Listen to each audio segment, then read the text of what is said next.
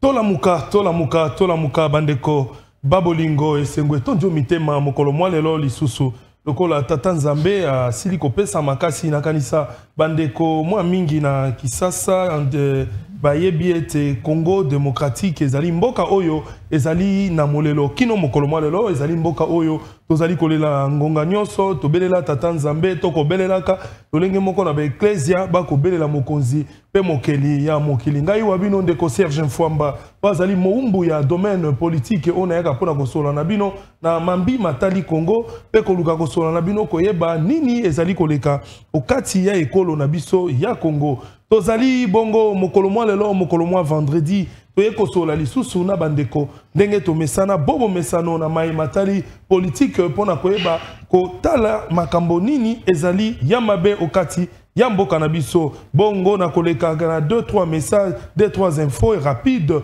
o bazali kolobela biso ete na Nord Kivu le M23 renforce ses positions sur l'axe Tongo-Rwindi.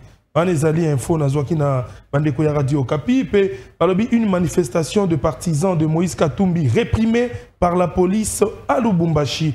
Vraiment nazali koloba ete émission ezalaka obe moko ezali tolamuka oyo ezali bongo émission monene okati ya ekolo ya Congo oyo ekozali kosunga biso po ete toyebaka lolenge kani ya kosolola matali politique na kati ya mboka na biso bongo mokolo mwa lelo toko bete masolo toujours nde nazali koloba na bino baleleki na lobaki ete tosengeli kotelemela mingi makambo ezali koleka na kati ya partie est ya mboka na biso tosengeli koyeba ba vérité pe ba réalité ya oyo ezali koleka kuna po ete ba peuple Congo ba kongomani bazali komona pasi pe ko souffrir makasi na partie est tozali bongo komitu na mokti mokolo mwa lelo lolenge kani ba Congolais ba kokende na élection na eteni wana ya est po ete territoire ya est ezali eteni moko monene to ebite bandeko ba kokende na maponami ndenge nini tope tozali koluka komituna mutuna koyeba maponami est ko sala makaka na Kinshasa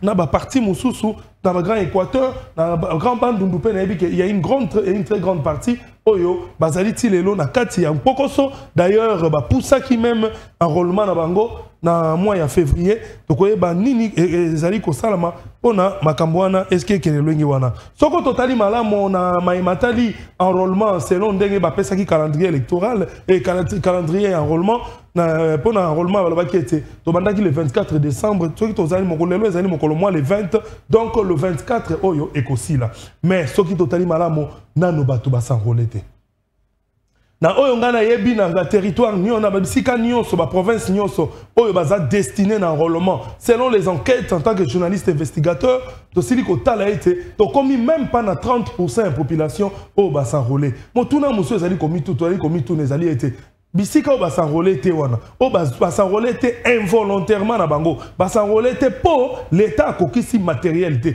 ba s'enrôler te po enrôlement matériel nango apparemment ezali nanu mobimba te po etende ko depuis ndeko kadima lo baki ete bazali na nombre moko ya matériel o esengela ke bakisama nanu tomoni yango te tomoni koma bato bazali ko souffrir peuple azali ko lela po ete azali kokoka ko s'enrôler te ezali na papa moko aleli alobi bakati ngai mbongo na musala mbala misato nako bimanda ko 5 heures na keina s'enrôler nako zwa kaka sikate lokwa naza na mwa kanyaka ya ko finate naza ko souffrir na musala kuna ba oyeba teke naza okende pona ko zwa enrôlement pona ko remplir ba devoir civil kangai moya ko sala ngo ezali te yango tuzali ko lela ipai ya tata mokonzi ya mboka de ko Félix Antoine Tshisekedi Tshilombo ayeba ko tala pe ko meka kolandela mpe situation oyo ndeko kadima esika ozali ndeko kadima soni elataka moto na nzoto te soni ezali malamu ezali eloko osengeli kolongola vraiment ndeko kadima ngonga yango oyo totikali na mikolo minei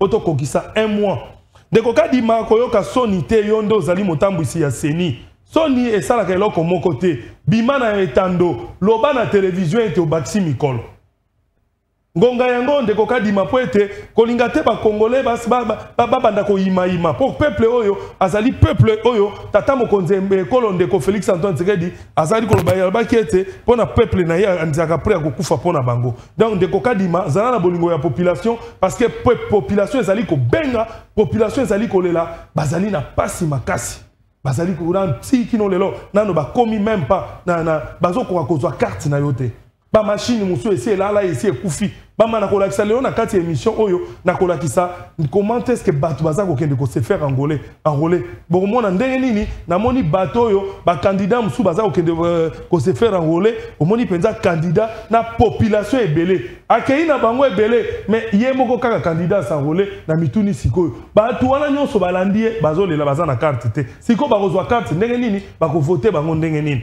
Nous avons exclusivité image on a parlé sur Makambetali les enrôlements encore dans 4e émission. Bongo na ko Sabino ba invité na ngai ya mokolo mwa lelo nazali bongo na ndenge nazalaka na parti moko ba yi opposition bazali parti mususu tozali na ba yi pouvoir na parti ya bayi pouvoir na bandi na bango na loboko na ngai ya mwasi tozali bongo na ndeko Prince Kinana azali moko ya ba communicateur na parti cher ya ndeko président ya Assemblée nationale ndeko Mboso Kudia Kwanga oyo tobengi papa oyo asala succès na koloba ete nyonso ezali théâtre te ndeko Prince Kinana mbote na yo.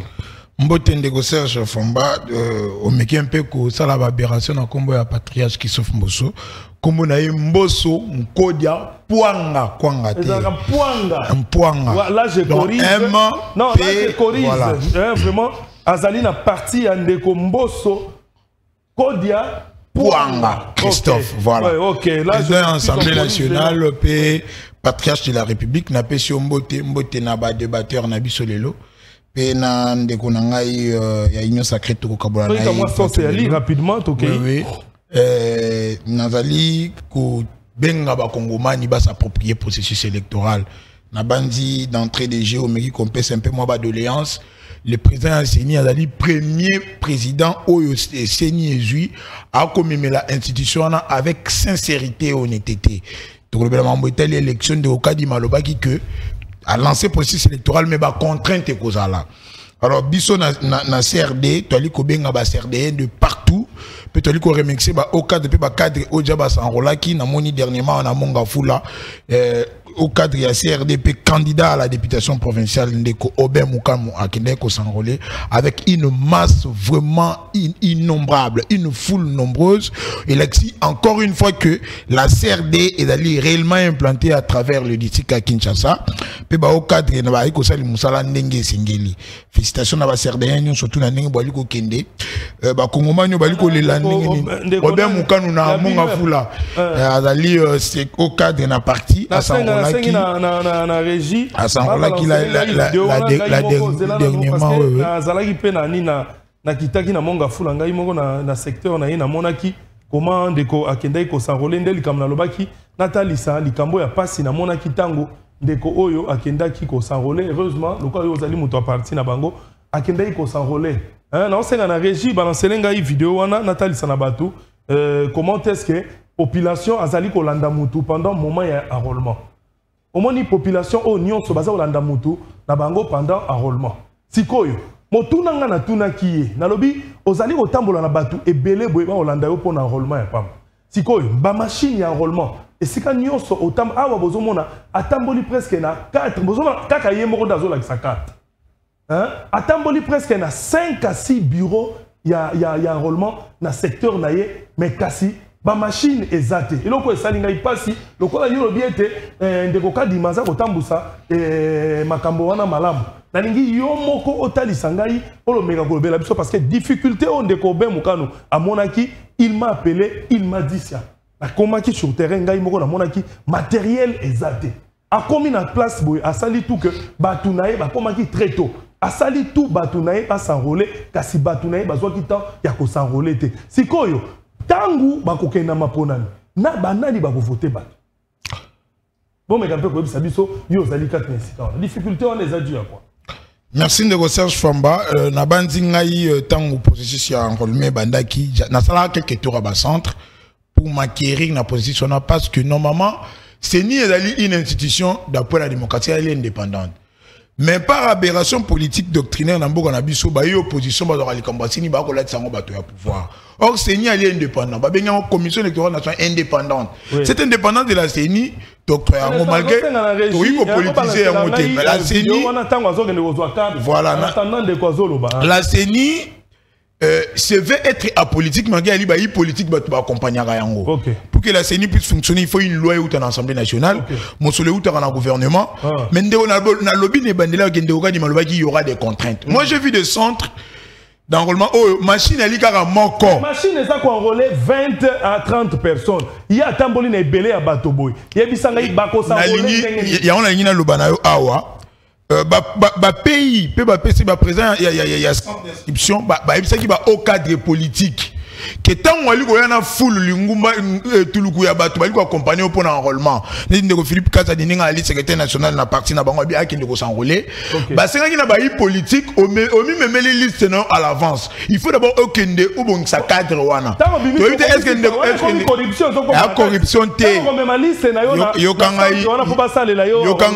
Serge Famba, c'était quoi? Il y a pour préparer cadre parce qu'il y a tout le bateau. Ok, au signaler à l'avance, je vais m'enrôler tel jour, dans le cadre politique, dans la base, pour accompagner, j'aurai autant de personnes derrière moi. Un cadre propice pour que je babino malam. Ndego obe umkana c'est éviter maramwana. Au lieu de tel centre, il pouvait mieux identifier.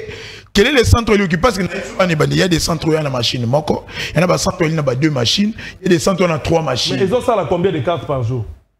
Selon les informations, il y a une machine qui est à 70, 50 cartes par jour. Ce qui est planté, parce que dans le bien, quand il est contraint de cause là.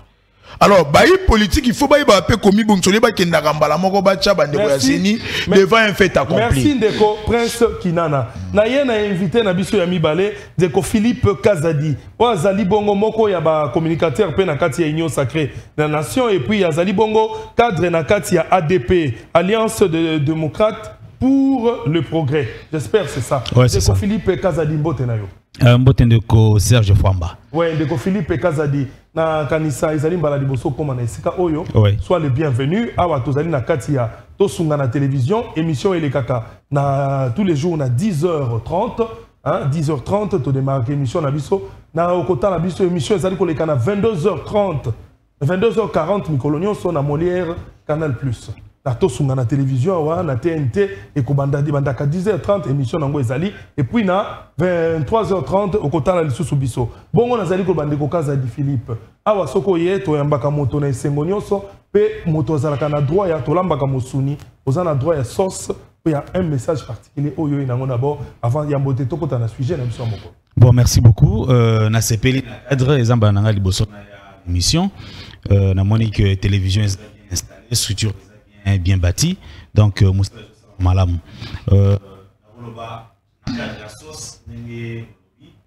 que nous remercier militants sur la Alliance des démocrates pour le progrès, cher à son excellence Christophe Lutundula, parce que tout ça préparé l'élection pour que en 2023 na élection ana topé sa majorité homogène et confortable au chef de l'État Félix Antoine Tshisekedi Tshilombo pour que tout y talandé ni toko gouverner autrement pays na après l'élection ana parce que déjà mandat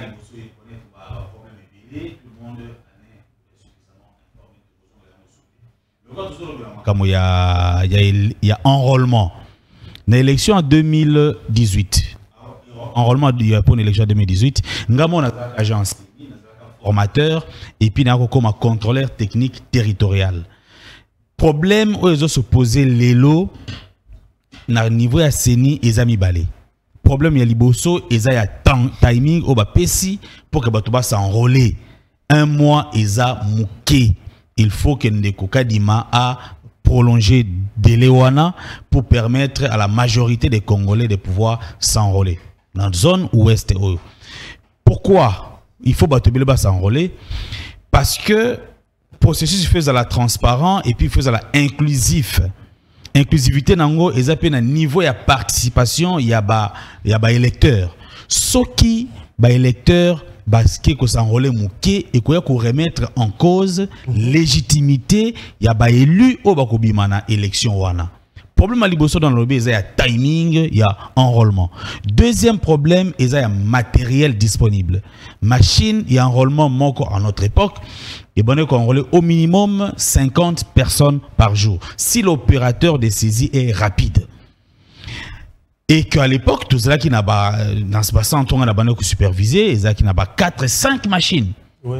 Voilà, donc ça dit que les lots, déficit, il y a matériel sur terrain, et ils ont posé sérieux problèmes en termes, il y a image, il y a CENI, et Ndeko Dima, nous savons que il en a l'expérience, et il peut voir comment réajuster. Déjà même au sein de la CENI, Madame Patricia Nseya a émis qui veut nailler pour que réajuster calendrier depuis le début. Mais bon, Capri c'est là qui est intervenant qui n'a Kati et ça n'a pas été fait. Donc il est absolument impératif que délai one il faut la prolonger parce que si nous avons 10 électeurs qui 10 requérants qui s'enrôlent, il faut espérer qu'il y aura peut-être 6 à 7 qui vont aller voter, sans compter le fait que Batobako s'est déplacé et puis Batobako peut Koufa. Ouais. Donc, ça là que tous les participations à la moquée et va porter atteinte na iloko to bundeli banda kana boko na biso, il y a légitimité il y a institution. Alors iloko mususu o tolobia wa pona o Italie candidat bazo mema ba foule ya ba tout ko accompagner bango. C'est déjà de la campagne. C'est ce que moni côté bazana salle. Nan to mona nanu koma machine eza na kati ya salle tango ndeko wana na kombo babengi obe mukano azali ko s'enrôler. So oza parti ya salle aza ko zwa carte to moni sana bato ba kondi ba mona comment est-ce que difficultés zali na ba salle ya enrôlement. D'accord ba? To continuer. D'accord. Alors nena loba que o ba candidat bazo sala wana bozali ko mona moto na kati ya salle bozo mona que bato baza ebele mais moto à côté donc salle eza na machine moko. Hein, ça les a la machine moko pour moi na bato bazana kati kaka machine oyo moko oyo moi j'étais présent mais libanda ozomo na bazana plus de 1000 personnes. Vous comprenez kaka miye moko nenga yaki il est rentré seul vraiment dans l'obésalité. Mais déjà dans l'obagi que ils ont un problème ya ba machine ils a limite. Attention ba machine ils a qui 5 10 mais na lire oyo bato bazo memana na kati ya il y a centre d'inscription et ça m'a bon côté. Ok. Voilà. Alors déjà il y a une sorte de campagne électorale c'est ça qui a interdit ça qui diffusion à image. C'est une décision très importante. Il faut que les médias respecter yango. Et puis tout ça les choses autrement. Avancer. La loi interdit même la présence il y a des fichiers politiques dans le centre d'inscription. Mais bato baza ko sala yango to baza ko mona yango eza malamu te. Donc na ko senga na ndeko Kadima à la côté à CENI qu'est-ce qu'il faut faire et puis de côté à baï politique bisopé il faut tout à la ndenge il faut to yeba ko se conformer na o loi iso prévoir parce que loi ezawana pona kocha ordre kocha ko organiser makambu ndeni makambu na il faut étambola. Merci beaucoup Philippe Kazadi. Na yena loboko na ngai ya mobali ezali bongo na oyo bomesana na ye na benga les résistants hein l'homme du peuple Deilin l'homme du peuple azali bongo moko ya ba communicateur ya makasi peuple ya puissance na kati ya ICD ya ndeko Martin Fayoulou ndeko Deilin mbote na yo. Bonne année. Bonne année encore ndeko Serge Fouamba, les grands journalistes. Mbote na bandeko na ngai oyo tozwami na plateau awa. Mbote na bayi Kongo manyos bazolanda biso na tosungana. Mbote vraiment na Tata Mokonzi, le président élu, l'homme de 62%. Le président Martin Fayoulou. Et mbote encore na secrétaire général Nabiso au Mikolo na Koma Kobengae. Akasa 47, le professeur de Vos Kitoko. Ndeko Fouamba na lingi na pesa vraiment ba merci belé na bana ya bumbu. Alobi cette fois-ci ndenge tosenga ka changement ya classe politique. Bana bumbu balobi ke ya touroyo il faut Dailin qui makabu l'homme du peuple. Alors mokolo ya enrôlement na ngai bana bumbu vraiment ba yake belé ba accompagner ki ngai pour que na kende ko s'enrôler na kende ko zwa o ya ngai vraiment carte d'électeur malgré tout. Makambo na kuta ki kuna na kati ya centre ndenge tozobeta lisolo awawa et c'est pelisa ki ngaite vraiment étant que molobeli ya bayi Kongoman na sepeli na ndeko na ngai ya union sacrée maître Nabosani Kombo ndeko Philippe Kazadi ndeko aye ko reconnaître biloko moko awawa ndeko alobi ke lelo na kati ya mboka na biso toza na problème ya légitimité. tangu biso to ganga ka to boaka kambela to lobaka trop butu moi tozo belela tozo loba à propos ya légitimité mais le loba ndeko na biso union sacré ba ye ko reconnaître comment ba ye ko rejoindre biso koyo kamaluba ya ndeko na ngai Philippe Kazadi alobi ke toza na posa to kende na maponami pour que to bimisa mokonzi akozala légitime na kati ya mboka na biso c'est-à-dire que Chilombo Félix Antoine azalaka légitimité. Tant que le barango monsieur Chilombo Antoine azalaka légitimité, yena ba député na ba mboso baza ba légitimité. Le lo bandeko ba rejoindre biso. En tout cas ndeko, merci. Bandeko ba ye ko reconnaître lisusu ke monsieur Kazadi, militant ya UDPS. Tant biso to yebisa ki bango ke Kazadi azo mérité te kozala na mutu ya seni. Kazadi azo mérité te kozala na mutu ya seni. Ndeko na ngai, au monde processus électoral yoyo, sera Kabila, otobanda komona malgré tout Kabila abebisaki makambu, mais sur le plan y a organisation. Kabila vendisaki vraiment côté organisation, mais le loyo bandeko ba ye na pouvoir. OK. Tala makambu bazo sala makambu soni. Kuna omona babi misa mutu ne longi moko inda. Soina to komina sera antiquité mutu barotine de lembongo to ebite mutu wana soka okende kozwa mbongo ndenge nini à part ça comment na ba carte ba combo c'est-à-dire que to ebite est-ce que eza problème nini Dekodele tokokota na mozindo ya makambo wana tokoti bongo na sujet na biso na lobaki este sujet ya mokolo lelo tozali na mutu na obe moko o tozali kotuna lelo po ete monde entier meka koyeba un peu makambo ezali koleka bazali kotuna ete est-ce que tokokota na maponami toujours auto parce que bientôt là dans le mois de décembre élection gozala est-ce que tu as un mois pour nami toujours kaka na occupation ezana est na sans une grande partie à est wana vraiment tout ça comme on a été légitimité eza ko sala ma mingi na ba autorité ya mboka alors en 2018 l'élection salama qui sans une grande partie ya mboka ba vota kité na kanisa boye bien ezali malamu te soki to zongi lisusu na 2011 eloko wana esalemaki. Mais en 2023, les sous, donc continuer d'envoyer na S na kati état de siège. Donc na maponamina S na etumba. Awa M23 linko tikate. M23 linko tikate. Tension na minito tension eza makasi entre RDC na Rwanda. D'ailleurs, selon les informations, les alliés d'ailleurs dans ma discussion, les alliés entre Anthony Blinken et Anthony Blinken. Anthony Blinken. Ouais, il y a un président à Luanda, sur la paix Makamboé. Donc, bazo beta Makamboé selon les infos dans l'année tension eza makasi entre Congo na Rwanda, tension eza makasi. Mais M23 ni koti kate azali toujours ko attaquer. Nde na zong si malobe pa yandeko de ile il m'a été bandeko ya union sacrée pour répondre ngai. Ndeko de ile maponami eko kende vers maponami. Toko sala yango sans est que batu ya Bunagana bako s'enrôler? Est-ce que batu ya Ruchuru bako s'enrôler? Bamboka kili o esimba na boko na ba rebelle zone tampon o ba créer kino leloyo zone tampon wana to éviter ezali diriger na banane. Est-ce que les soldats congolais bazali parce que c'est EAC bazali wana armée au basali la carte ya armée na soldats Rwanda bazali mais ya Congo bazate ezali nini ezali cope moko esalami na ba occidentaux cope esalami na Afrique pona koyeba kokwisa Congo pona balikanisation ya Congo to likamboni.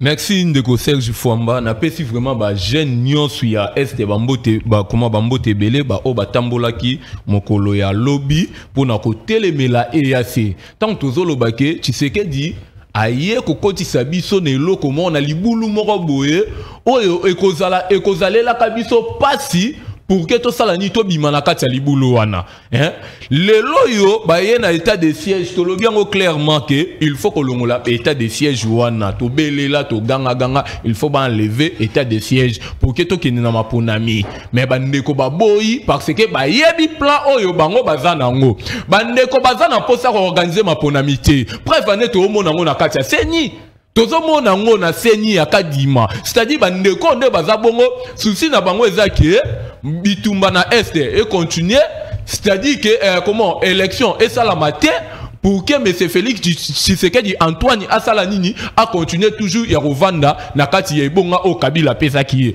mais ça logique était ndeko famba ndenge toza boy il faut ba yikongomani ba yebango il faut to kende na maponami c'est obligatoire pour maponami wana to kende mais to kende na maponami sans est parce que une grande partie à est déjà tant que na état de siège to kende na maponami te na secteur wana est. Mais eza plan na bango combien comment ba mouvement citoyen société civile bande ko na biso baza na est biso moko to gangi to lobi ke il faut ba longola état de siège oyebi ke eza na ndeko na biso moko ya Ituri liki malembe akotaka boloko akotaka prison pour na côté la état de siège o ya bango Tshisekedi c'est-à-dire que bande ko ndenge baza bongo bayebi eloko nini batielaki état de siège parce que pour na bango baza na posa ya changement ya peuple congolais bazana posa kongomani a continuer toujours ko vivre la souffrance na kati ya mboka na biso biso to lobakango o ezamboka na biso nyos o ezamboka ya Félix Tshisekedi te ezamboka na biso nyos bango bazo préparer ya mabe pour que et ça la manakati ya mboko biso ba delen loi toza envie to hôtel melango ndenge toza boye toza kokende na maponami po maponami ko memela biso changement. Merci de Rodelen na zonge pa na yo na pesina na lobe pa mais pas de Philippe Kazadi Kazadi pona yo est-ce que vraiment c'est important to kende na maponami na état autozali est-ce que ezali réalité tozo continue enrôlement oui enrôlement salami est-ce que ezali réalité et to kende na maponami toujours na situation oyo toza na ngona kati ya ekolo ya Congo. Permettre na répondre à la question mais na répondre rapidement Makamoyo ndeko lobiawa olobi que Martin Fayulu Azaki élu avec 62%. Ce qui Azaki investi président de la République, il est légitime ou illégitime? Mais il est le président légitime. Ben voilà, donc, légitimité. Voilà, on peut tourner les questions.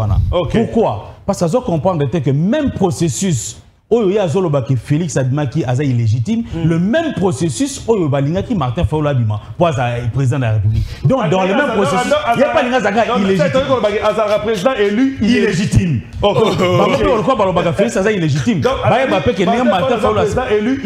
C'est prétendant que président parti Moko Yamboka et Vota quitté. Merci. Merci Nanengo compétent. Donc, je crois qu'à comprendre, non seulement illégitimité, ils ont lié à Félix Tshisekedi. Ils ont au-delà, disons même, à côté, Yamakamotara était le président de la République. Légitimité, ils ont la inclusivité élection. Tu sais qu'en 2018, Yumbi n'a parti où soit est bon vote quitté. Martin Fayulu attention à l'état qui président de la République, il est pas là illégitime. Donc là il faut qu'on dise yango. Et puis deuxième chose, participation.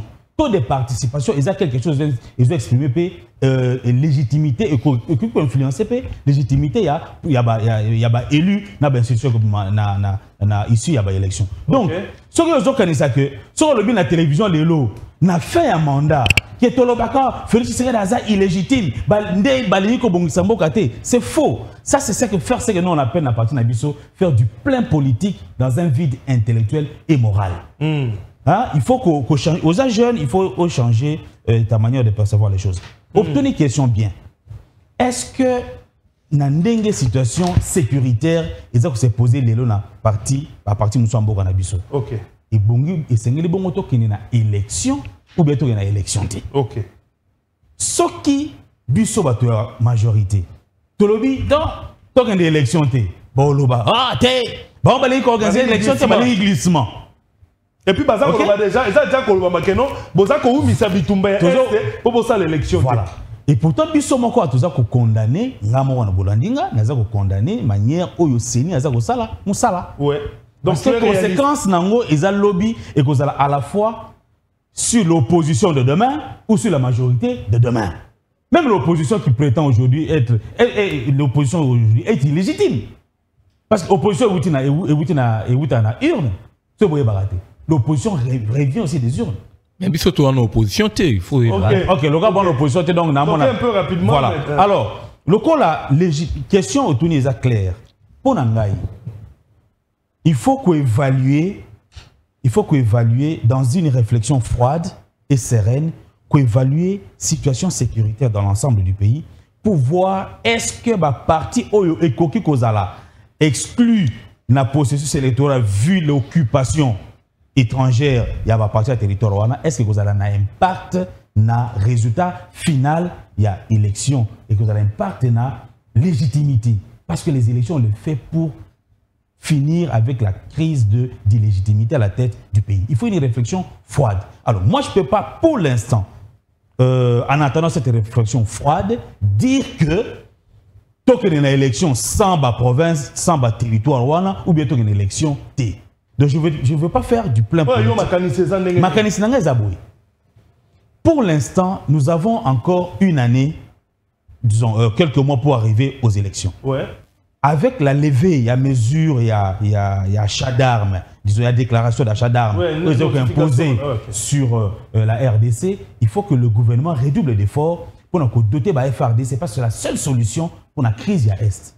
Pour que la FRDC ait moyen ou sengeli pour que installer paix na parti avant que l'élection pour na parce qu'il y a aussi des élus qui proviennent de là. Okay. Il y a aussi des députés au Baoutaka place wana pour pas composer les 500 qui sont à l'Assemblée nationale. Okay. Donc ceux qui vont partir wana baza exclu, ça veut dire que nous aurons pas de députés, nous aurons une Assemblée nationale incomplète. Ça c'est vrai. Et ça peut poser problème sur la légitimité de l'institution. Il y a qu'il faut une réflexion froide. Tout ça la plein politique. Parce que awa bande ko opposition ba kanisa que non, ba mo so ba na télévision, ba raison na raté. Ba zaka, c'est ce qu'a dit, ali ko pour exemple raté, toujours liaté. OK. Ba poser question mususu yo ke na mamba rolia. Tout n'est pas qu'à manger. Quand on fait la politique, on ne résume pas tout au manger.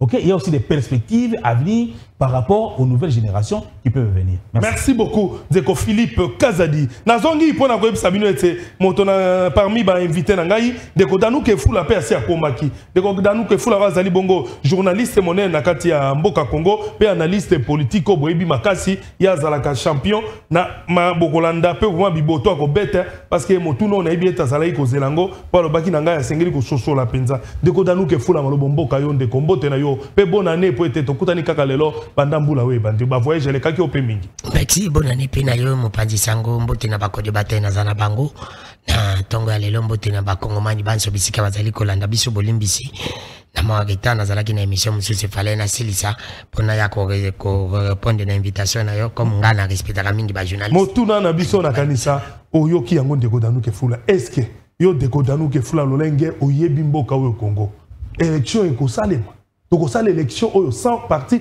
sans une grande partie à est. Merci mon pandisango mavana kota na bande ko balimbisa ngai na osta otuna ka mutuna to koti na 2023 mutuna début to tika ko sala masumu etolo ba pe bosolo nazo tuna question cameraman na ko zwanga na tuni na tie ba carte d'électeur mi balé bande ko botala mutuna na ngabo pesa oyo ya loboko na ngai mobali na ndako pa na bino loboka mwasi zali ya congolais de père de mère. Oh, yo carte électeur, ils allaient qui a congolais, nationalité douteuse. C'est comme Moutuna Moutazo à carte, au tali à des pères et des mères. Na congolais, anti-guéman, ça y a une nationalité. Oh, mon fils, c'est une carte, c'est comme Nani, na batomi balé, oh, ya lingi ba congolais, oh, ya lingi Congo. Ngala tuni Moutuna. Donc, carte, Moussa, et Salamaki, Nathan. Nalobi na ngala bongo, Moutuna Moutou place à Zali, à sa la gestion, ngala sali, et à Pesayano. Merci Ndeko Danou de Fula. Nakena mutuna na yo ndeko na ngai na bosolo pe bosimbo. Na ndenge Denis Kadima ko sala biso ezali ko lekisa ke élection ko zalate. Na ndenge Denis Kadima ko sala biso ingi ko lekisa ke élection ko zalate. Mais na tuni ndeko na ngai mutamayele parce que biso to zakande mtumayele te bango bazamayele. Il a parlé de légitimité et pas ya ndeko yo parce que l'élection à Kabila and comme si va voter qui te de participation pour ça qui mais vous le processus électoral les gens kende o comment on a quelque mot légitimité peut kozonga oui na retard mais comment on a tout ce global OK je suis en train de parler ce que j'ai entendu de ta bouche c'est là le bala na lobi na zolo on a outil na monoko na ya on na ko en côté parce que toi tu es intelligent mais ceux qui lobby pas Kabila l'élection ça qui m'a bé et poser qui va légitimité ceux qui prennent en 2023 parce qu'intention légitimité ko ya parce que nombre d'arolé que ça la mouké. OK. Puis la pomme STP et Zali Bagay. Est-ce que Kabila n'a fait dans un changement? Na tuninga mutuna. On dit que parce que changement parce que tu vois qui Kabila tuninga tout ça c'est pour un changement. OK. Que changement goyan parce que côté légitimité dans la côté intention dans ngizali pour koya. Pour me ça là. OK dans Deko Danou ke fula. C'est pour te dire que Denis Kadima pesi biso babilema. Denis Kadima nous avait dit ceci. ça qui bilimane ya contrainte oyo ko sala que élection salimati parmi bilimane ya le baki insécurité vrai ou faux qu'insécurité c'est l'idée est-ce que c'est la noté et bandi ata goût aussi la té on se pose quelle intention na bino ya ko sala élection zate parce que ceux qui peut to ko fait ko sala élection sans côté wana ou beto na des procédures to ko sala élection sans côté kuna po boyibi entre guillemets bato muso bazali aimé kuna côté kuna za la mukebo kende côté na bino parce que intention déjà de nika de mizama be et nika de ma pesi déjà kasa il ba bureau de vote belé oyebi ke vous avez un bigot de vote belé vous avez un nombre d'arolé belé sur quelle base na l'élection 2006 2011 2018 kasa ya ki ma bigot de vote muke imati n'Équateur mette jio ba koke la utikuna bazali ki na nombre bigot de vote belé na bandaka et comme 34 ils ont dit 5 à quelques à qui tient sur quelle base bitumbetika on en Équateur était na ke pa na bandundu ils ont que belé tikali 14 na bandundu vide à qui tient sur quelle base kuna ta lokito masasi bayokate na ke pa na nyoki c'est la même chose na maindombe c'est pour te dire que ndekolanga na bosolo pe bosimbo ozo mona te ke bino bolingi ko ganje be election te deni kadi mazolinga ko ganje be election te deni kadi maolinga election azolinga ko ganje be election mena ndinga mabe de biloko mi bala osala auti ndika auti akala uba ganje bino be election te pas le bigé uba ganje bino be election en faveur ya bino union sacrée pobolo ba ke koto yonde bazali na ba nombre da rolé belé bazo ba vwe belé alors que na bosolo pe bosimbo ndeko na ngai ndenge tozali komona guerre zali kokena est soki tolingaki tolingi Congo tozala bijanga na sala calculer na raisonner na moto tozaki na bija 16000 to comme na bija 16 milliards mais Kabila to viva na bija 4 milliards to viva li pesaki 200 francs almeti na bija 4 milliards li na bija 4 li pesaki 200 francs almeti mi bali 50 francs dollars ezaki na 16 mais to yena budget ya 16 milliards dollars de comme na 23 almeti comme 100 francs lipe comme 2000 francs awa na bandal koto 2500 lipa lipa mamu nene boy la carrément ezaka soko 1000 soko combien na kala na oya na ngone mission prochaine comme 2500 siko ngana mituni question ngala libila ngai na ibisa mboso na bati incompétent mi balé ya mikolo que il faut pas revoir babenga soki bakosala ma soki bakovioler constitution bavioler babenga bazonga section na baba vacances bazonga ba revoir budget donc il faut que 10 milliards to boka ngona ngmi ba ke 3 mois en vacances oui to boka 10 pour armer la biso nde et combattre la biso na biloko na biso comme dit la constitution il faut se dans la salaire malonga il faut basoloba comme la condition malo parce que tu as besoin to que na élection il faut bande ko na paye ya bunagana na nini ba ko s'enrôler parce que soki ba ko s'enrôler te ou bien tu as une élection, tu as un contrat, tu as une contrat, ou bien tu as une élection, ça bango. Parce que tu as une élection, ça bango. Ça est mon nom. Depuis Kabila qui est ça yumi. Parce qu'on a Kabila a fait des différences. Fatia a béton de. Tu Fatia a béton, Kabila peut béton. Mais logique est simple. Tu es Fatia béton, Kabila béton. Parce que Kabila tu as une élection, ça bango. Il faut ton raisonnement. Nous on est des jeunes. Ceux qui Congo bongi et comme on a pour la bisounyos. Congo c'est bongo zabattement qui va nous compager l'honneur. Pour maman a teka makala ando teka saki moko akomo teka 10 saki tu vois combien de bénéfices belé maman a teka basse mo mbisi akomo teka 5 pour kongola so mbasi mbisi moko takomo ya tanga provision mbisi azasu na besoin ko luka msalo pesa 1 million te OK pour la commerce ya ko kusa 2 millions na bénéfice parce que ba millionnaire bazaki ba commerce ça mais le commis ba millionnaire ba politicien ba mboso ba bati et l'on va commerçant ba oyeba na soute tout à fait je te dis c'est pour te dire que nous sommes des jeunes. Il faut tout raisonner tout à l'intérêt à Congo. Ngala comme on dirait la Congo bino bozolinga Congo te. Bolinga de biloko zakati na Congo. Parce que so effort bino bosala ya koloba na mon effort de continuer bosala ba voyage. Mais de continuer bosala ba effort ba voyage. Exacte que pour à sauver Congo mais pas mona Congo ngwe kanga miya pina sa mai. Ana na kanga ngwe za libende amona zongi. Mona longo la libende wana. Parce que ceux là qui effort pour repérer sa résultat, banda voyage ça peut sa résultat. Pour bino pe banda bo banda koloba. Mais tout ça, on a une solution dans côté Nabino. Parce que solution, à bon barangote. Solution, les amis lingate. Les amis mototé. Les amis linga. Il fait mon là. Il faut pas mon. Baba pavé solution. Peuple fait le bakeno. Tout le monde vient entre Fatih et Kabila. Différence. Différence, c'est quoi ça? Nabino Bolobino. Non. Ce qui n'a le bique, Félix a salé le côté de Konazali Mabé. Ce qui peut n'habiter que Kabila a salé le côté de Nazali Mouté Mabé. Mais problème, mes amis. Félix a une 9 frais demi na éducation physique. Kabila zaki 9 et demi na religion. Mais dans quoi ça la randenne? Au cause on a un côté aux 9, na mathématiques aux idées, na histoire aux 1, na français aux 0. Eh ben ça ici, Kabila zaki na 22%, Félix a commis na 21%. C'est ça, il y a un bon mi balé bazité. Mais la lobby que non basalité. C'est ça les gars, parce que pas Kabila guerre des alaki. Et pas Félix m'a beza à côté guerre au là c'est à Matisi. C'est ça les gars problème. Yo kuti problème on peut sa solution au bâti ce problème. Alors c'est toi qui as le problème. Na ko tout dans mutu la pour bandu gagnon ça que base en résultat. Pour ça la simple. RD c'est to beta chan. Oti singo mal la terre. Ce qui te poli, te longwe ba ya baluba. Responsabilité zané. Coach. C'est pour te dire boy ba pile na bosolo pe bosimbo. Équipe na Congo entraîner c'est ndekotilo. Yo mtacha babati bambos. Ce qui ba osala mabe ba pisu mabila zo longola bangote. Ce qui Congo bongite yé photo limogé na 2023 l'élection. Tout ça mutu mosusu. Merci ndeko Danou Kefula. Na ye bongo e paye ndeko Prince Kinana. Ndeko Prince Kinana wazali bongo communicateur il y a parti il y a président Mbosso Kudia Pwanga. Ndeko na yebete ba beti au moins kokoto moko epesi yo moi mbinga mbingo zo ngina maloba. Malobego zangate parce que biso na union sacrée to lingarato mais ma peuple na une communication positive, une communication vani na bosembo. Ndeko dana ko ya ko ganga bosolo pe bosembo maloba ka bosolo te. Alingi ko ma peuple na sema kasi même eloko ali clair ko expliquer ko ngomani a comprendre. Mais ya ko linga ko sabango mais bango musika. Tant olingo traiter mutu den incompétent, dans exemple ya autorité morale na Christophe Mbosso. Il faut que la tradition na yezali nini. Tant mutu ali ko sala yango, ndeko loba na mutu na ali compétent ou incompétent. Ba mission oyo constitution pe ba loi ya ensemble so un peu Mbosso ali nini. Ko diriger a ko sala yango malamu.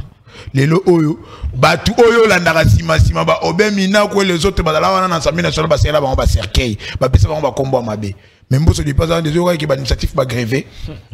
To ba député na tant Kabila ko ganga Kabila parce que to yebike ba comment ba avion o ba ko like sabiso ngala mona avion moko ye kombo o avion simo kimbango kimpavita na lukango na aéroport anti na mona ngotena ke retrouver likolo bangomba akeya matina ba avion na bongola ba restaurant elenga musuni ale mafuta ngula ya ngulu aye awa komi ko ganga Kabila comparer Félix na Kabila non on a li sumu muneno kongola ko akoki ko pardonner yote. Kabila a fait 18 ans au pouvoir. Mais guerre na Est pour na kaka implication ya Kagame. Et le baba même tina babibebu international. Et ben là banate. Kagame ndo c'est biso ba ping pong ko bata manasima ba FDLR les autres les intérêts. Mais tant que Félix Aye aujourd'hui a tenu son apolé. Même moi na ndeko Danu mo ka yebi ke lelo monguna ya RDC c'est Kagame.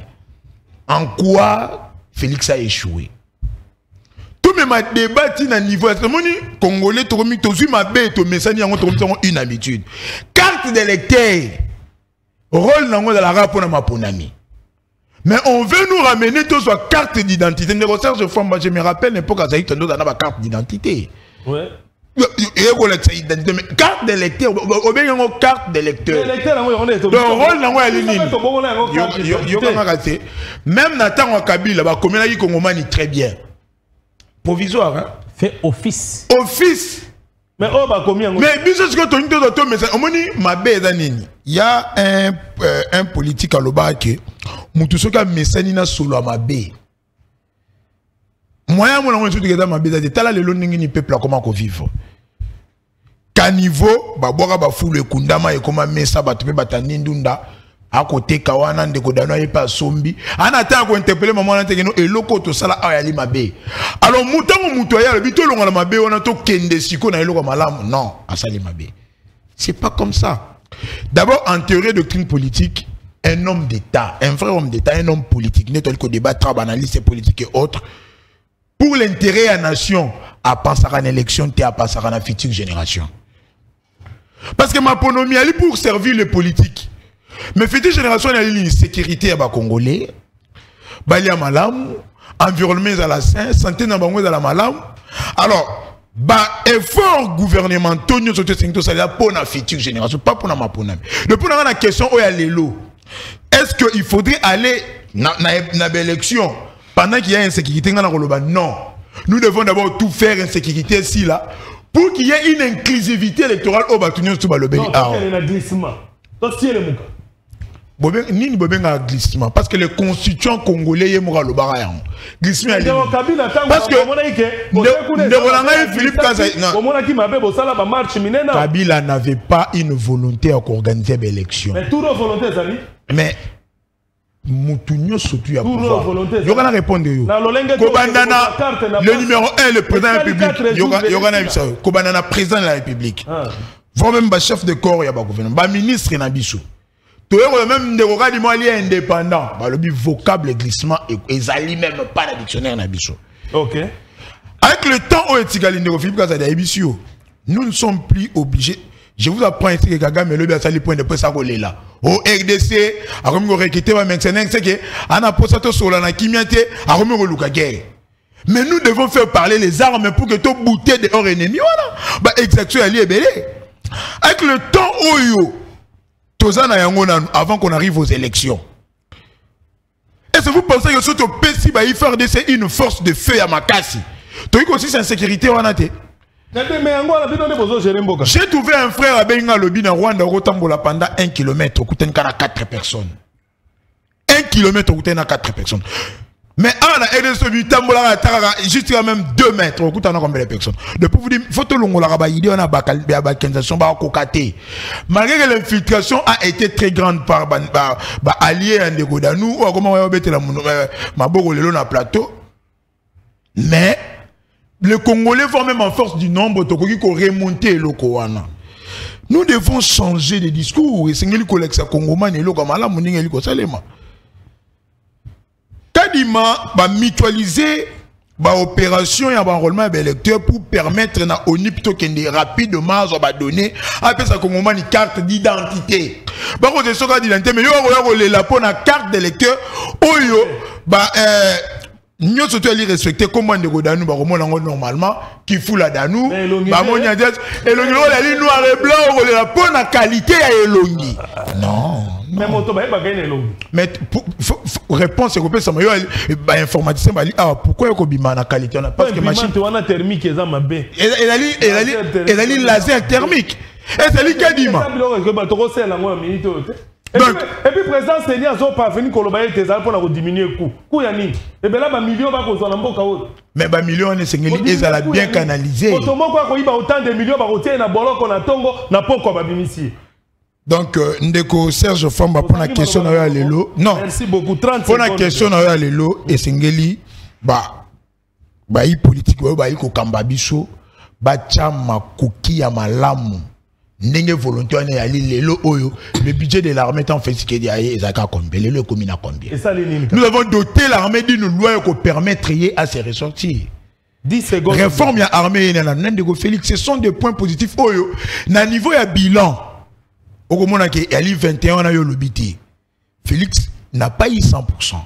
Mais à 70% parce que il y a un secteur le tendu au tendance si j'ai une mission de Libanda.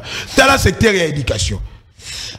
Tokuta combien de nouvelles unités lelo comment côté ici on a affiché à fonction puis aux jambon veuve militaire au poste soldat qui ndekobunda malamu à côté la lelo son na kufi moi c'est nga atika na condition ni bana basola nda atika ba mai mais lelo veuve militaire comment aux combien 5 secondes na kuta ndeko moi singa maman mo veuve militaire à kiazo mbongo azui carte ba kia côté na distributeur ya ndo kantaka ka ozwaka ne banda pesa ba 30 000 ba beti botan 100 000 ebimi ba beti sous temps 5 000 euros de soutien. Maman, vous êtes un bon acquis. Mais après, vous êtes un bon acquis. Merci de comprendre ce qu'il y a. Naïebo Nangamboyo, Deko Deilin. Toko Kende, vraiment, vers la fin. Kasito solo na malam Deko Deilin. Sikoyo, Toko Suka Kakaboy, Nengo Zomone la Makamboyango, Na Maoego Salamana Est. Parce que, oui, ça écoute na Baleleki. Et pour ça, en 2018, tu votes quitter pour la partie ni vote quitter. Dans les côtés à bande, j'espère. Va voter quitter. Total non de Godeilin. Na espace na Yumbi ba vota kite saleka Yumbi yango moko. Yumbi Beni Butembo. Tokenda sikoyo bato ba vota ki donc illégitimité à président ton dimi peine de commenter faut la président Eli avec illégitimité. Ndenge ba lo bagande ko tilo mbazali ba vota ki na illégitimité lokola yende ko Félix ba vota côté kuna ba vota kite. Ce que to kende na ba élection cette fois-ci, tu es sûr que to kende na ba élection à solo sans que parti à Est est à la récupérer. Merci Ndeko Serge Fouamba. Je pense qu'il faut Bandeko Baye Bango. Président Martin Fayulu Azala qui légitime. Bisoto Tikali jamais qu'organiser ma ponami Namboko. Bato ba organiser ma ponami. Excusez Ndeko Nangai. Bato ba comment? Hein? Olobinini. Félix a organisé ma ponami. Na lobi Bisoto Tikala jamais qu'organiser ma ponami Namboka Oyo. C'est Kabila. Yango to lobi te Tikali jamais qu'organiser ma ponami Namboko. Bango mo ba organiser ma ponami. Ba lo bango clair. Et Nazala rappel clair. Nani secrétaire général ya UDPS Ndeko Augustin Kabouya. A lobi que Kabila tel de gauche et droite sa moni place au tika pouvoir te ayoko tika pouvoir wapi na UDPS. C'est que Ndeko Chilombo aza vraiment véritablement te légitime. À part ça na moi toi l'étage nayoki Ndeko Nangai prince awa azo comment kotake Ndeko Kabila malgré tout naza porte-parole na été mais Ndeko prince lelo yo bino est-ce que bino ce qui na CRD na bino wana mboso est-ce que bino pena boza na leçon kopesa ba yi Congo monde est-ce que bino pena boza batu moko bokoki pena kotake pena Kabila parce que président tant lelo to lobake bila Kabila détruit mboka na biso Kabila détruit mboka na biso na banani mais na ba Mboso na kati po Mboso azala membre na parti ya Kabila ti lelo azala membre à PPRD Mboso na jamais été dans le ti lelo azala membre à PPRD pour votre information Mboso n'est pas dans le PPRD pour votre information aza muto yo a partager bilan na Kabila alors boya kana TVT po boyaka koko sa bayi Congo monde à part ça Ndeko Nangai ndeko dano outi kolobango bien budget ya Kabila ezalaki budget 4 milliards. Mais quand même, il y a des bêtises na budget 16 milliards. Na budget 16 milliards. Boye na pouvoir beaucoup de lipe qui na 200 francs lelo lipe comme na 500 francs. La budget à 5 milliards. C'est un faux débat. Ah, c'est un faux débat. Lelo ma tête a pas na protéger et pas na budget à 16 milliards. Non, dis-moi. Na budget 16 milliards parce qu'on va remonter réclamer ba Matina Tumba ko za na pas 50 francs. Na budget 16 milliards. Un faux débat. Na budget 16 milliards. Lelo ma tête a pas na budget 16 milliards. Vous pensez que Borobongisa armée na budget 16 milliards. Vous pensez que maloba lobby trop na budget 16 milliards bazo penser que bakobongisa armée nyo 16 ala raté à traiter boya katé na TV na ba discours na bino boye o population congolaise olanda biso na ndaku que bo convaincre bango bosa ne loko moko te bo convaincre peuple congolais problème eza wilingo mauti ko lobango bien auti ko tubela alobi bien que le M23 eza branche armée comment eza branche armée ya IDPS c'est-à-dire bandeko na biso ne baza boye baza na posa teke bandeko na biso bunaga na basala nini ba voter baza na posa ke tokende na maponamité mais biso tozolo bango clair ne biso na ngamu na biso la muka nous sommes déjà prêts à tout photo kende na maponami il faut tokende na maponami 2023 il faut tokende na maponami pas question ya glissement na kati ya mboka na biso. Merci beaucoup. Ndeko Danou qui est fou là. Non, naïbi pourquoi? Non, s'il vous plaît. Nasili ça non Ndeko Koto tant on zonga boye. Naïbi ndeni tozo okende. Ndeko Danou qui est fou là. Merci Ndeko Nangai na Yuki. Ndenge bakambelo ba me amena ko ebisa Ndeko Nanga Prince Kinana, l'homme intelligent de l'Union sacrée ndenge bino bolobaka. Ndeko Prince e uti na monoko nanga te uti na monoko na yo. Olobi résultat pour Ndeko Chilombo parce que ba Congolais ba yibike Kagame ndem tazaka agressivité. Parce que pas Kabila to yeba kangote. Pona yo mutamaye les résultats ndangwana. Siko to yebi ke Kagame a agressivité. Neti mutaza kuna na Beni Butembo. Yitso kuma na kuna to sokuma ba isigo nyanya aru. Bunya. Sokuma aru. Mutulanga mutaza na bunagana yebi wi toza agressé pa ba Rwanda. Memboke tikali kabon. Sisi to zaindi continue mo poto ba keno. Ndalo ba Rwanda Kagame esidi. Azolela. Ça fait partie des éléments et avancé débat. Et avancé débat sur le plan sécurité. Parce que même malade va travailler. Il faut ça diagnostiquer. S'il vous plaît. N'a pas soumé à réfléchir malade. Même Congolais dans les boumou. Ya maman na bimité. Aibi que Congo ils a agressé par Rwanda. C'est pour te dire qu'ils a faux débat. Tout à fait. Ils a faux débat. Tu peux pas les dire à la télé. Là c'est toi. Alors que Kabila n'avait pas la volonté d'organiser l'élection, Kabila n'avait pas la volonté, Ndeko Chilombo a la volonté. Ndeko Chilombo a la volonté, bravo. Kabila a la volonté, il a fait ça 3 mois, Il y a beaucoup de carte, après qui bisous, 1 mois, il y a prolongation. Mais lui qui n'avait pas la volonté. Nous continuons qui a la volonté nous donne 1 mois. Donc, comparé Kaka. Félix Mouta organisé l'enrôlement. S'il vous plaît, s'il ça rapidement, dès qu'on fait la token. Elle Kabila organisé qui l'élection. Il a Kabila, il a Nanga. S'il vous plaît. Kabila a organisé l'élection à Mabi. Bogotou Bela. Ndeko. Ce qui est l'autre, nous avons bateau bazara qui va moderne na Congo. Banda lelo. Lelo yocha emso na osombo loti jikoto. Longola, tia lelo que Mbosso n'est pas un modèle. Tout à fait. Mbosso Simba pancada bi ne touché pas Mabunda. Wapi preuve. Na o mona kan. Et mona narrate. Est-ce que mais c'est faux de Bimisa. Papa. S'il vous plaît. S'il vous plaît. Mbosso n'est pas un modèle. Mbosso na bati. Bazala ki na boîte na Kabila, Kabila ko tindi kabiso mabeto zo tout na mutuka. On bazala kati. Pani bakita kite. Akita kite pani. C'est pour te dire que bango mi balé bazaba modèle. Ne cite plus le nom de Mbosso. Ne cite plus jamais. Un peu moins rapide. Mbosso a été avec Mobutu, Mbosso a été avec Kabila, Mbosso avec Félix. Mais Mbosso n'a rien produit au Congolais. Mais Congo et puis c'est ignorant. Pour le Mbosso modèle, elle a compris dans l'Assemblée. Dans les débat comme ça. Kabila bana Kimbuta Basalaki, pas compris par les politiciens, par les candidats. C'est ça non? Un modèle c'est comme ça. Ah, Ndeko Nangatika ko. Merci Ndeko Danou. Baonyo sera ba kengo wa dundu baza côté moko. Kongo pesi baonyo sera. Ndeko Danou, tokende rapidement de tokende na makambo tuninga ya makambo tali élection Ndeko Nangai. Na bosolo pe bosembo. Nako élection sali maté. Toko kende na élection bongo tindi kachakal. Ata to lobi élection Congo mulubabi, to za na 26 provinces. Ata sur 6 ma élection te 20 tu as de ça l'élection. Hey, qu'on garde bino pendant 5 ans, to so suffit pendant 5 ans, to suffit sur 5 ans. Autant comme la souffrance. Osomona mutamona bakota ka pochi, bayiba ka mbongo na poche na poche azo ba défoité. Bosi bokoki. Et puis ba ka loko moko. Stage union c'est dans la Canada limite. Bino stage boye ko sala 5 ans ici et coquille. Bako pesa bino stage défoité. Oh, bino boyo bino so pouvoir la beleki Kabila passe à la qui. Kabila passe à la. Mais Kabila n'est plus. Bino boye bosali nini Ndeko Nangai. Parce que les autres ont besoin d'élection. Ngala le bango Ndeko. Élection à Denis Kadima ezali mabe neti ya maluma neti ya ngoimulunda parce que sotali nzungu bimisa kingo imulunda nzungu bimisa kikone nanga mais nzungu zako bimisa Denis Kadima ya Denis Kadima kutu nzungu wango beli biente tolio biloko sako bel po Denis Kadima ezana mabe makasi même tala ndenge Denis baboya kaite ndi baboya toboya kanyo soti Denis Kadima ngale na compagnie ngele omoko Denis Kadima za expert électoral 20 secondes il y a ba conflit électoraux c'est pour ça que ba conflit faut que pas Denis Kadima mais pas na ko gagner l'élection bon luka mutu mususu parce que amoni le continue mabaka erreur matériel président oya koya nebite mbalo sako lobani tu que c'est erreur nini parce que nenge na ko lobana bosolo pe bosolo merci yo ka je s'appelle et vous allez erreur parce que na bosolo pe bosolo monde to yebi salut malamu dawa est-ce que tu ko pesa vraiment bato balinga les choses à malamu 10 secondes de cause à la vraiment de kolanga na 1 mois même si petit biso 1 mois so lingo sala moins 10 mois pesa biso 2 semaines ou bien 1 semaine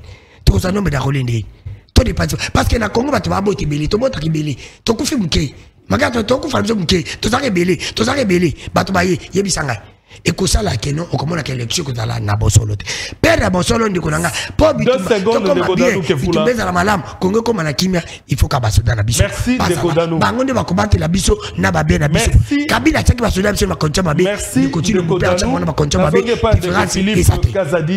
Philippe Kazadi rapidement malobombo kayo na kanza babe tio moi basasi mingi non mais nga en tout cas lycée Kamoro de Betinga parce que aux conclusions sur les autres tirées, ils ont makambo na sina lobaki, mais à comment il retard. Donc prochainement par respect pour nos téléspectateurs et puis par respect pour notre émission, il faut y aller avant. Non, il avait malgré ça, non, c'est un problème d'organisation. Aujourd'hui, il s'est excusé. Il m'a écrit c'est un problème d'organisation. Je suis bien organisé. Vous, par exemple, s'il vous plaît. Depuis que vous. S'il vous plaît. Il ne faut pas me dire ça. Décliner. Il ne faut pas me dire ça. Décliner rendez-vous. Il ne faut pas me dire erreur technique et émission. Indépendamment de moi. Ok, s'il vous plaît. J'ai été signalé. Comment on dit Danou Kefoula. Ndeko Danou, au début, représentant qui est comme analyste politique, journaliste. Journaliste et puis analyste politique. D'abord, n'habitez ceux qui journalistes maintenant à moi, je suis journaliste de formation. Je l'ai fait à l'université de Kinshasa. N'habitez pas à et puis, le journaliste a comme ça m'a volé au bon matin. il n'est pas analyste. Ça, ce n'est pas une analyse qu'il fait. Il est à attaquer un camp. C'est un opposant. Mais Aza citoyen congolais, Aza citoyen congolais. Mettons à mon niveau. Il doit adhérer dans un parti politique. Il doit définir sa position politique. S'il vous plaît. Il oppose à citoyen congolais. Mozos assume la conviction.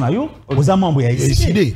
Ça ne fait pas de toi un bien congolais. Moi, je suis congolais, je suis citoyen congolais, je suis membre de l'ADP. J'assume mes convictions. Il faut faire sa position. De quel parti politique il est? Oui. C'est l'escroquerie. Escroquer opinion pour divertir inutilement. Il doit assumer ses positions. Il est de l'opposition. S'il n'a pas encore un parti politique, il peut en créer. L'EPC autorisé. Créer parti alors,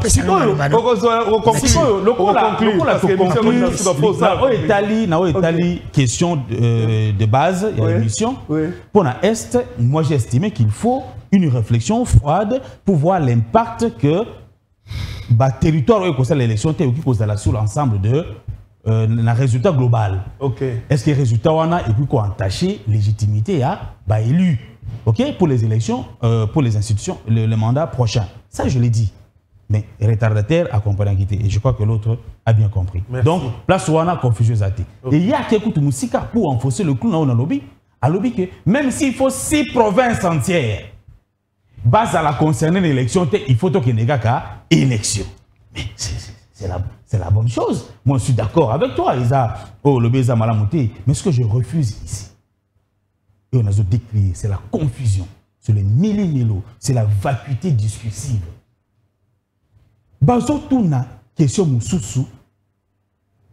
Et là, comme nous voyons, tant que tu as vu ça, tu as kocha tumba kundeko. Aux jeunes, comme on est long à mukolo avant pour rien. Parce que Tumba Kouana est dangereux pour la santé. Aujourd'hui, on a Tumba pour la télévision. Quand on est leader d'opinion, il y a des gestes qu'on ne pose pas. Tout comme on peut diamba non. Donc tu viens faire l'apologie. Il y a diamba, l'apologie, il y a cigarette. Non, c'est-à-dire qu'à un moment donné, quand on passe à la télévision, il faut un minimum de responsabilité. Par respect na batu oyo bazo landayo et puis même par respect na carrière politique oyo moko ni ko sala bata ko yo sala lelo na yo ki awande ko zo attaquer ndeko mboso ndeko bati ndeko tout ça. Mais on peut aussi vous retoquer les mêmes choses demain. Parce que bien vous suivez non mais c'est ça non déjà vous bota 40 secondes donc ça déjà escroquerie au lieu d'assumer position politique na yo ozo se cacher derrière analyse alors que ozo ça analyse. Nous tous nous savons ce que c'est qu'une analyse. Bien au contraire, ici, je pense que je suis le seul à avoir fait une analyse. J'ai invité même les gens à faire une réflexion sérieuse sur... Parce que bon, on va faire comme sécurité et comme non. Pour ce qui est des questions de sécurité, nos appartenances politiques, nos divergences politiques doivent être mis de côté. Parce que Bandeko va couper le lot na Beni, Bandeko va couper le lot na Est, et que vous allez l'un d'entre nous ici. Merci. Donc il ne faut pas qu'on bannisse avec cette question. Il faut tous la cas sérieux dans ma Italie sécurité. Et sur cette question-là, il faut s'y reconnaître par effort fourni par le gouvernement, tant sur le plan diplomatique que sur le plan militaire. Ndeko Philippe. Merci. Ndeko Kinana rapidement pour compléter Ndeko Philippe pour aussi ces émissions, tant qu'il y a une conclusion quelques secondes, tant qu'il y a une Kabwana. Ndeko Philippe Kazada lobby, tu as invité Ndeko Danois pour définir position politique naie. Ndeko Danou lelo oyo et c'est lui rappeler la histoire ba Congomani c'est que Mbosso a fait pour la République. Na ko banda ça l'apologie Mbosso a été. Stade de mentir et tonga mitan ba mouvance bandi ko nduka mbongo ya mboka Mobutu a redonné Mbosso le ministre des sports a piloté projet wana. Yo muto tamboli na ba province kende na Lumumba ville tuna quel est le ministre a piloté projet ya kokoti sama na Lumumba ville c'est Mbosso. Yebisanga lelo Mbosso a géré, il a volé où? Même pas un enfant de la République. C'est un modèle de la bonne gestion. Mais fallu un immorale politique. Ceux qui les lots, Adam Bombo n'a jamais été gouverneur dans ces pays. Voilà que la Somba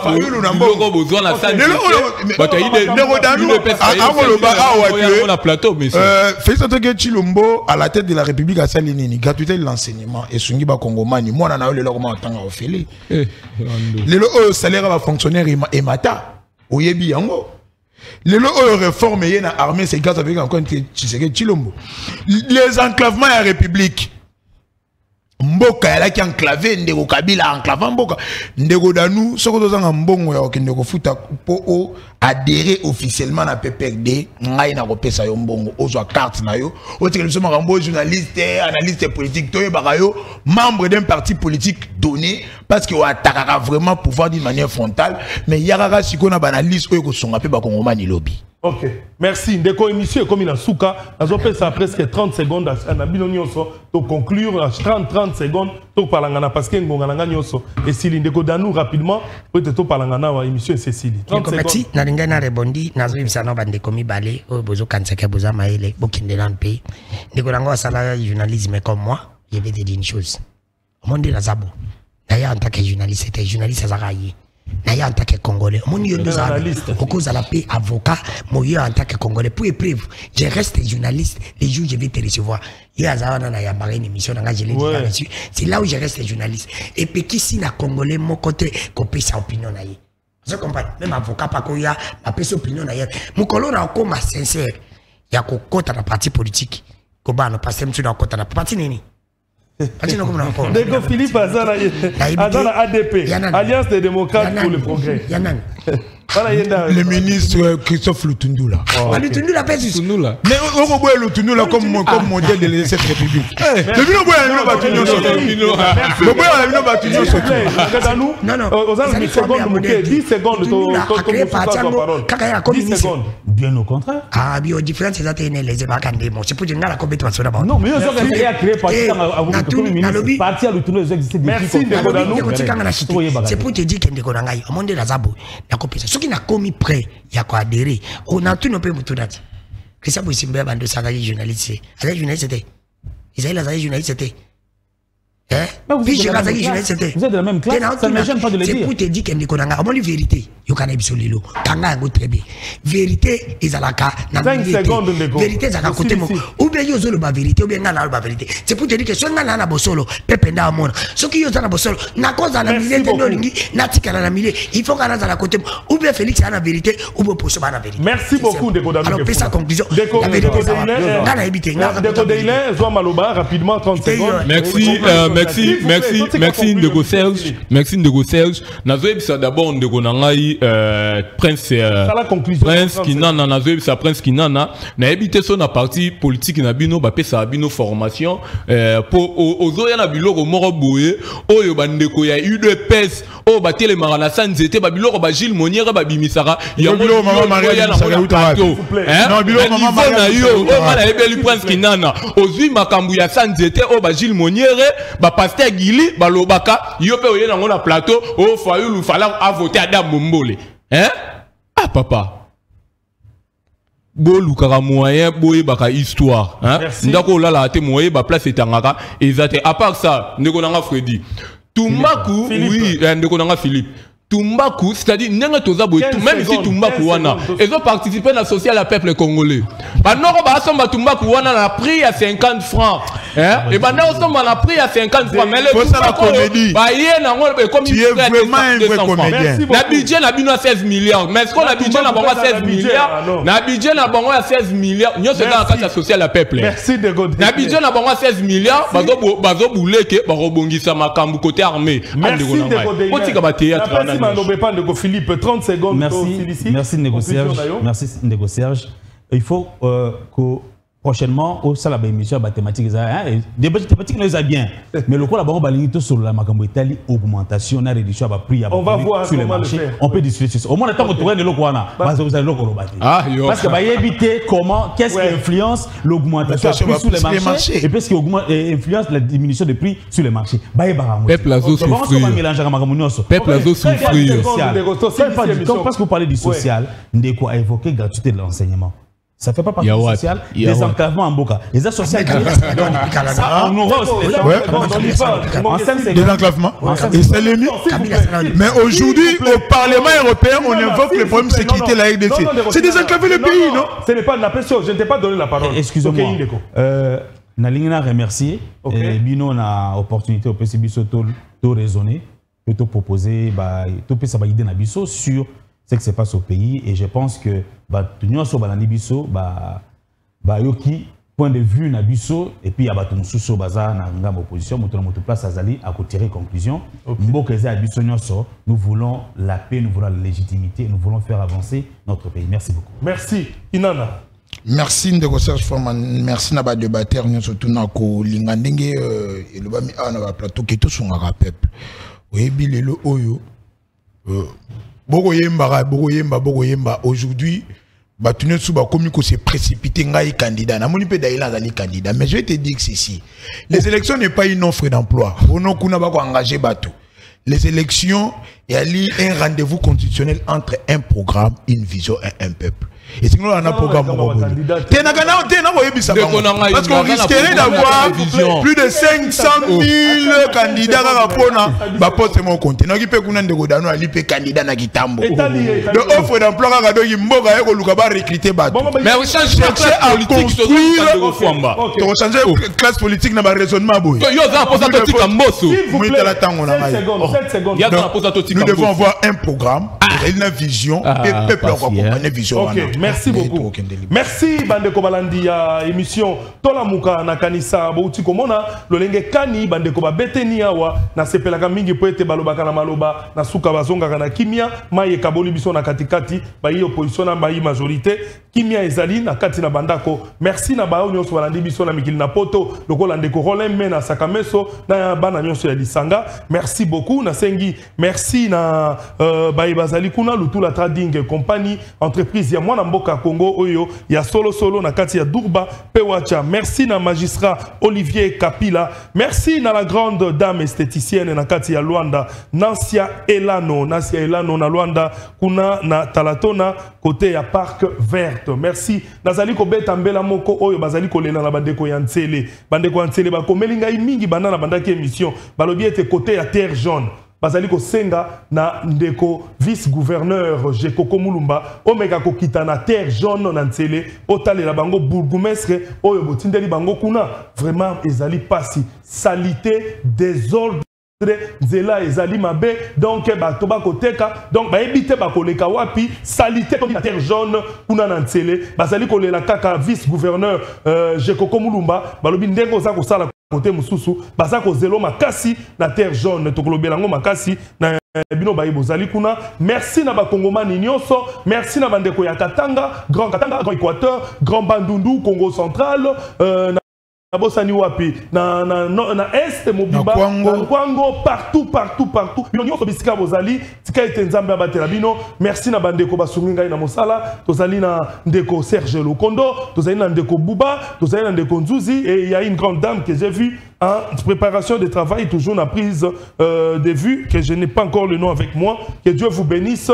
Merci Nandeko Pams biega ici kozali kuna na ebiete machine ezali kotoka kuna. Merci na Wilson le DT le plus célèbre. Merci Botika la Malamo Fondation Tosunga na bo continuer kotala ngai isika bozali na liberté. Fondation Géry Nembalemba na ebi ke bobengi singai na koya boyebi singai bokene ko s'enrôler samedi na koya ko mona kuna na Saint-Maurice. Fondation Géry Nembalemba. Merci Tika mam na bandako tika ete nzambe na lola ay bana ko batela bino na bosana ki mabosani mutute j'espère botika malamu na bandako. Merci na ba invité na ngai nyonso tika ete nzambe accompagner bino na retour na bino. Merci. Papa Yoza pour ça.